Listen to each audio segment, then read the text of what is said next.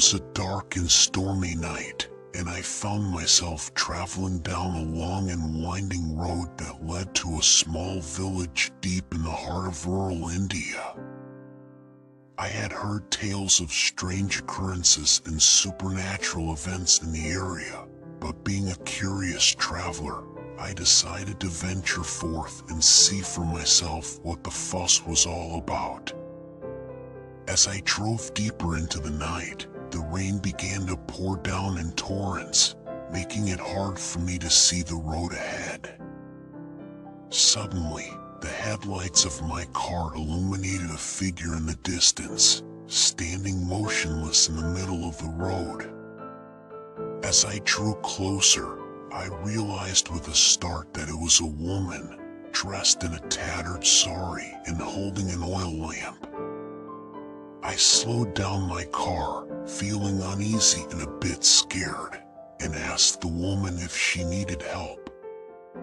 She didn't reply, but instead motioned for me to follow her. I hesitated for a moment, but something in her eyes made me feel as though I had no choice but to obey. I followed the woman down a narrow dirt path that led to the heart of the village. As we entered the village, I was struck by how quiet and deserted it was. The houses were dark and empty, and I could hear nothing but the sound of raindrops falling on the ground. Suddenly, the woman turned to face me and said in a low, haunting voice, "Beware of the evil that lurks in this village. You are not safe here." And with that, she vanished into the night, leaving me alone and bewildered. As I continued on my way, I couldn't shake the feeling that something was watching me from the shadows. I could hear strange whispers and footsteps following me, but every time I turned around, there was nothing there. Finally, I reached my destination, a small inn on the outskirts of the village. As I walked into my room, I noticed a strange symbol etched on the door, but I was too tired and scared to pay it much attention. That night, I was plagued by nightmares and strange visions of ghostly apparitions and demonic creatures. I woke up in a cold sweat, and as I looked around the room, I saw that the symbol on the door was glowing with an eerie red light. I knew then that I had stumbled into a village cursed by dark magic, and that my life was in grave danger. I quickly gathered my belongings and fled from the inn, never looking back. And to this day, I can't shake the feeling that something malevolent is still lurking in that small village in India, waiting to claim its next victim. 2. It was a misty evening, and I was driving up the winding mountain roads in Japan, looking for a secluded cabin where I planned to spend the weekend. The trees were tall and dense, casting eerie shadows on the road, and the only sound was the hum of my car's engine. As I neared the cabin, I noticed that the fog had grown thicker, making it difficult to see more than a few feet in front of me. The wind was picking up, and I could hear it howling through the trees, as if warning me to turn back. But I ignored the feeling of unease that was creeping up on me and pressed on. I had come too far to turn back now. Finally, I arrived at the cabin. It was old and dilapidated, but it looked like it would serve its purpose for the weekend. I unlocked the door and stepped inside, feeling grateful for the shelter it provided from the cold and damp outside.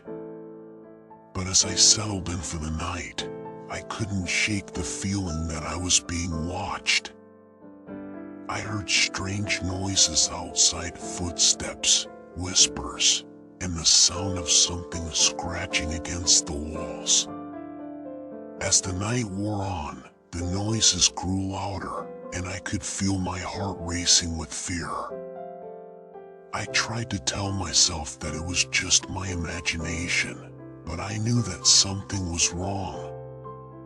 Suddenly, I heard a blood-curdling scream, and I jumped out of bed, my heart pounding in my chest. I rushed to the door and flung it open, only to find nothing but mist and darkness outside. I tried to calm myself down, telling myself that it was probably just an animal or the wind, but I knew deep down that something was amiss. As I tried to get back to sleep, I heard a faint whisper in my ear, and I froze. The voice was soft, almost childlike, but it was filled with an unmistakable malice. I knew then that I was not alone in that cabin. Something sinister and supernatural was watching me, waiting to strike. I spent the rest of the night wide awake, praying for morning to come. When the sun finally rose, I packed up my things and fled the cabin, never looking back. To this day, I don't know what haunted that cabin, but I know that I never want to go back to that mountain in Japan again. 3. It was a scorching hot day, and I was traveling alone through the vast expanse of the African desert. I had been driving for hours, with nothing but the endless sand dunes and the blazing sun for company. As the day wore on, the heat grew more intense, and I began to feel lightheaded and disoriented. I stopped the car and got out to stretch my legs and take a break from the suffocating heat. But as I stepped out of the car, I felt a sense of unease wash over me. The silence was eerie and oppressive, broken only by the sound of my own breathing and the distant cawing of a crow. As I looked around, I saw a figure in the distance, standing motionless in the sand. It was too far away for me to see any details, but something about it made me feel as though I was in grave danger. I quickly got back in my car and tried to drive away, but the engine wouldn't start. Panic set in as I realized that I was stranded in the middle of the desert with no means of escape. As the sun began to set, the temperature dropped rapidly, and I shivered with cold in the rapidly cooling desert air. And then, I heard a strange sound, a low, guttural growl that seemed to be coming from all around me. I looked out of the car window and saw dozens of pairs of glowing red eyes staring back at me from the darkness. I tried to start the car again, but it was no use. It was completely dead. And then, the creatures began to move closer, creeping towards me with slow, deliberate steps. They were massive, hulking beasts with razor-sharp claws and gleaming teeth.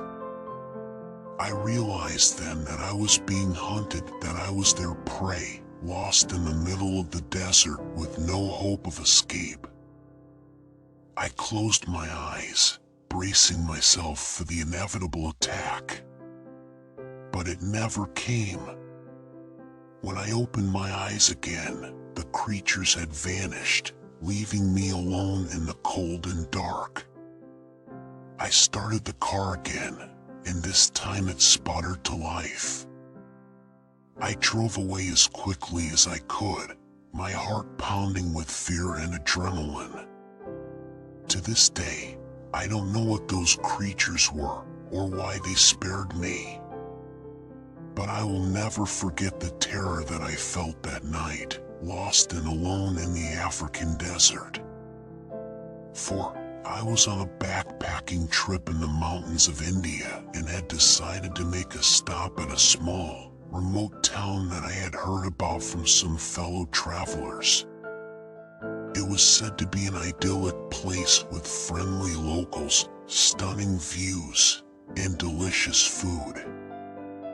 I arrived at the town in the evening and began to walk around, taking in the sights and sounds of the place. The town was small and quaint, with winding streets and old, creaky houses. As I walked, I noticed that the town seemed deserted. The only people I saw were a few old men sitting outside their houses, smoking pipes and staring at me with blank expressions. Despite the strange vibe, I decided to stay at a local guest house for the night. The owner seemed friendly enough, and the room was clean and comfortable. But as the night wore on, I began to feel uneasy. I couldn't shake the feeling that I was being watched, and the silence was oppressive, broken only by the sound of my own breathing. And then, I heard a soft, scratching sound coming from the walls. I tried to tell myself that it was just an animal, but the sound was too deliberate, too precise, to be anything but human. I got up to investigate, and as I walked towards the source of the sound, I felt a cold chill run down my spine. There was a faint, sickly smell in the air, like something had died and was rotting away. As I approached the wall, I saw that there was a small, hidden door that I hadn't noticed before. It was old and rusted, and it creaked open with a loud, echoing sound. Inside, I saw something that made my blood run cold. There was a room lit only by a single, flickering candle. In the center of the room was a small, shriveled corpse, wrapped in a dirty cloth. But that wasn't the worst of it. The walls of the room were covered in strange, cryptic symbols that I didn't recognize, but that seemed to pulse with an otherworldly energy. I backed away from the room, my heart pounding in my chest. As I turned to leave, I saw a figure in the shadows, a tall, thin figure with glowing eyes and a gaping, toothy mouth. I ran from the guest house as fast as I could, feeling the creature's hot breath on my neck as it pursued me through the empty streets. I don't know how I made it out of that town alive, but I know that I will never forget the terror that I felt that night in the mountains of India. 5. I had always dreamed of seeing the northern lights, so I decided to take a trip to Canada during the winter months. I arrived in a small, remote town in the far north of the country, where I planned to stay for a few days and explore the surrounding wilderness. As I set out on a snowshoeing trip through the snowy forest, I felt a sense of excitement and adventure. The air was cold and crisp, and the snow crunched under my feet with a satisfying sound. But as the day wore on, the weather began to turn. The sky grew dark, and a blizzard swept through the forest, burying me in a blanket of snow. I tried to find my way back to the town, but the snow was too deep, and the wind was too strong. I soon realized that I was lost, alone in the freezing wilderness. As the night set in, the temperature dropped rapidly, and I began to feel the first signs of hypothermia. My hands and feet were numb, and my vision grew blurry. And then, I saw something in the distance, a figure, standing in the shadows. At first, I thought it was just a trick of the light, but as I drew closer, I realized that it was a person, dressed in old-fashioned fur clothing. The figure beckoned me towards it, and I stumbled towards it, desperate for any kind of help. But as I drew closer, I saw that the figure's face was twisted and distorted, with glowing, red eyes and sharp, pointed teeth. As the creature pounced on me, my body tensed in anticipation of the pain that was to come. But to my surprise, the creature passed right through me, as if I was made of mist. It was then that I realized that it had all been a hallucination, brought on by the cold and exhaustion. I collapsed to the ground, gasping for breath and shaking uncontrollably.